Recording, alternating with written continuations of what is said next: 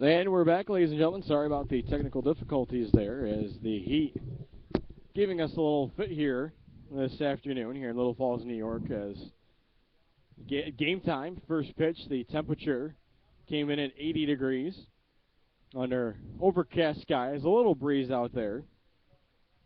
And warming up for the Pioneers right now is their starting pitcher for this game, number 31, Bryson Ho, out of Bucknell. And he really was an interesting pitcher for Bucknell last season. He went 8-3 with a 4.37 ERA, tossed 3 complete games, including a 1 shutout. And the Pioneers, they really have yet to get a start that has lasted longer than 4 innings. And Ho is definitely a guy who's a durable pitcher, and he'll hope to finally at least get past 5 innings, and the Pioneers hope even more. And for Ho, like we said, the first time that we've seen him, kind of got a sidearm slot in that three-quarter slot, I guess you could say, moving forward here, as the Pioneers really have seen over-the-shoulder guys, especially last night, a guy like Colton Gunn got a little bit more power. So we'll have to see if Bryson Ho's a finesse guy or if he's a power guy here moving forward. Last season, for the Bisons, he only walked 2.4 batters per 9 innings, so it's something you like, the combination of maybe a little deception at sidearm delivery, and also if you can throw for strikes nonetheless, that's really a valuable combination. So leading off here for the Diamond Dogs from Hartford is going to be Trey Stover, the shortstop. He wears number 10. Stover also using a pink bat today for the Diamond Dogs breast cancer awareness game, as these jerseys that the players are wearing will be auctioned off after the game. Yeah, and Ho starts with that one just outside. Hope to get back in the zone with this pitch. And that one just missed low, and he's behind 2-0 to begin the game against the right-hand hitting Stover. Stover, speedy shortstop at the top of the lineup. And that one, he gets a call in the outside corner that we saw a lot in the first inning. You know, all Ho wants really the same strike zone that the other pitcher got, and on that pitch he got it. He was able to dot the corner. So the count is 2-1 here to the batter Stover. And now he swings this one, chops it to short. Throw by Walker is in time to the first baseman Bellinger. And that's the first out. Looked like a good job fielding the ball there. His first time at shortstop in the game here for Nick Walker. Pretty easy hop that came his way. Yeah, had a little bit of a tough time yesterday, but yeah, that one is able to get the ball easily. Did a nice job charging it, and just delivered the accurate throw to first base. A little bit of effort in that throw, but it worked out, so Pioneers will definitely take it. And here's Colin Hawk, the second baseman for the Diamond Dogs. And that one's fouled away for strike one, so Ho getting ahead of the second hitter. And they say in baseball that the most important pitch is strike one, because now Ho can do a lot of different things. Attack a strike zone again or go outside of it. And a called strike there to the batter Hawk. And the count is 0-2. Colin Hawk out of Cincinnati, a sophomore for the Bearcats. Awaits the 0-2, and it's a called strike 3. And Bryson Ho has his first strikeout. And there's 2 away here in the bottom of the first inning. Nice pitch there from Ho, showing some confidence here early on from the mound. Really, we're trying to work that inside pitch against the batters. Yeah, and what you like about when a pitcher can really dot the outside corner and really just take what the umpire's giving him, that's not a pitch that hitter you can really do a lot with. So that's the best when you have a pitcher's pitch when the hitter wants to take that with 2 strikes.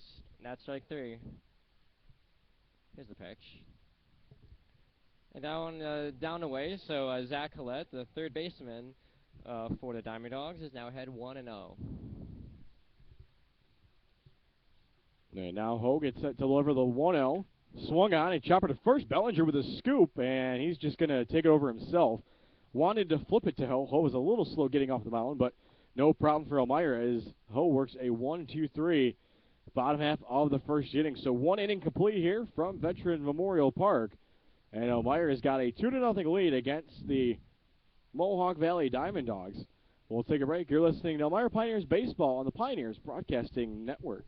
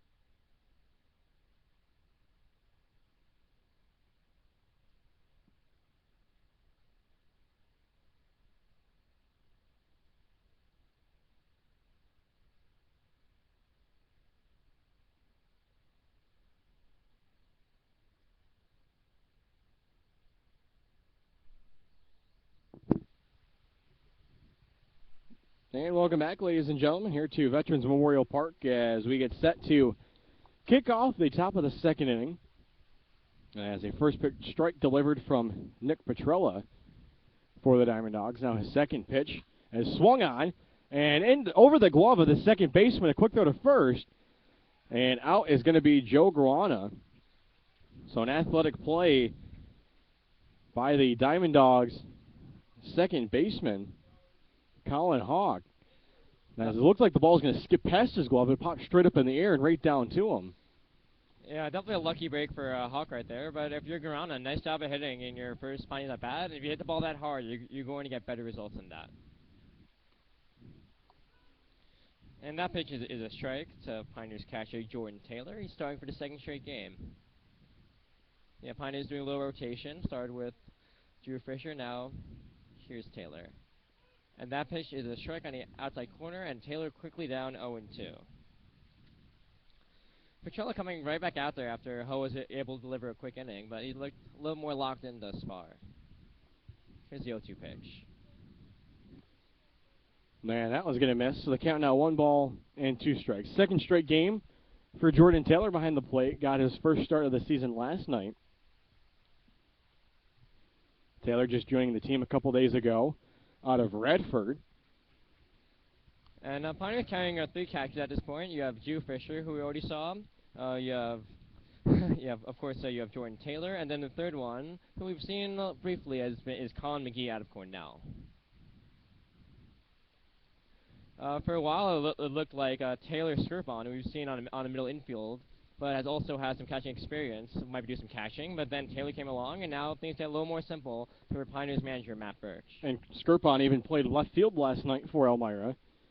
So he has played catcher, he's been at second, and now he's been in the outfield for Elmira, all in their first 3 games. Getting the night off here tonight is available on the bench for Elmira. So a full count here, 3 balls, 2 strikes with 1 out in the top of the second inning. The pitch to Taylor is swung on and missed for strike 3, and that's going to be the second out of the inning for Elmira. And if you're the Pioneers, you see how Petrella is really coming out this inning, and you tell yourself, okay, we got us a couple runs, and you have to feel good because we got him before we got locked in, and now you just hope you make a guessment, you get some more hits, but at least you have those 2 runs to go off of at the beginning of the game. So Elmira's resident third baseman, we'll call him, Taylor Hilson, watches a first pitch called strike.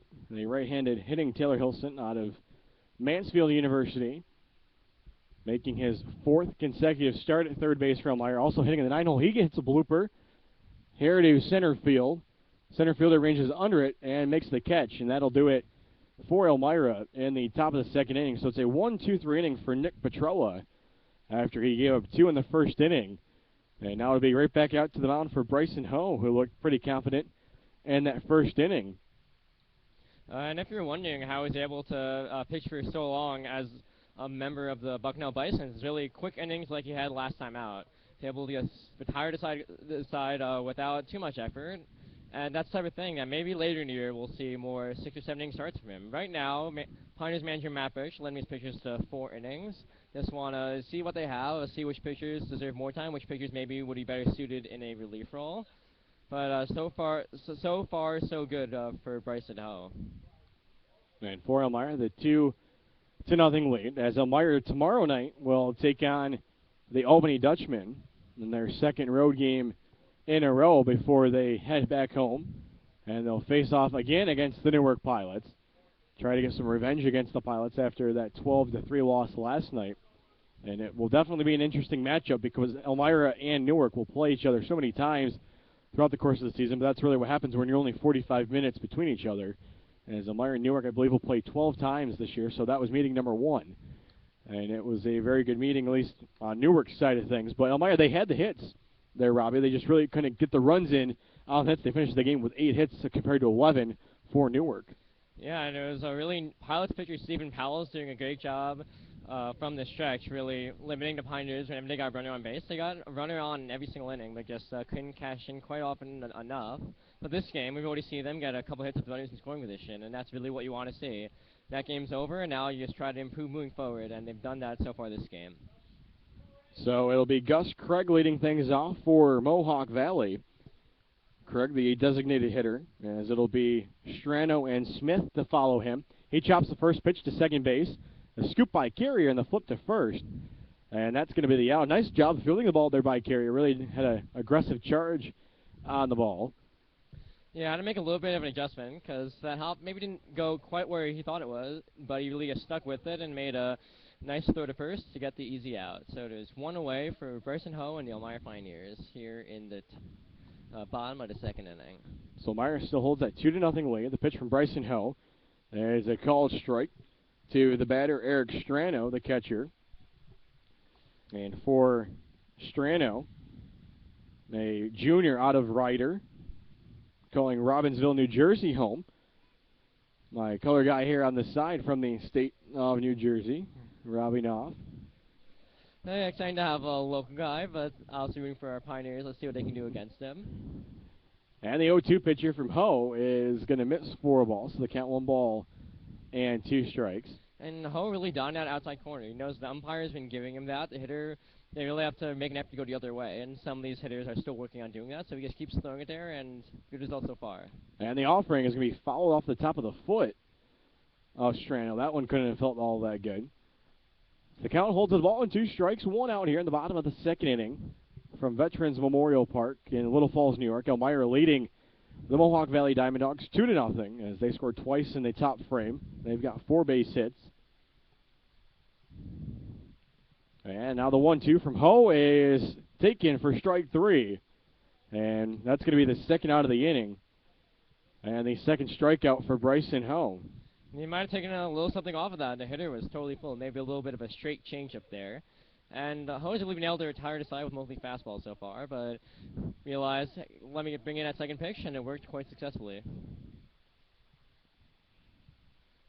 And now stepping into the batter's box is number 18 for the Diamond Dogs, and that's Zane Smith, the left fielder.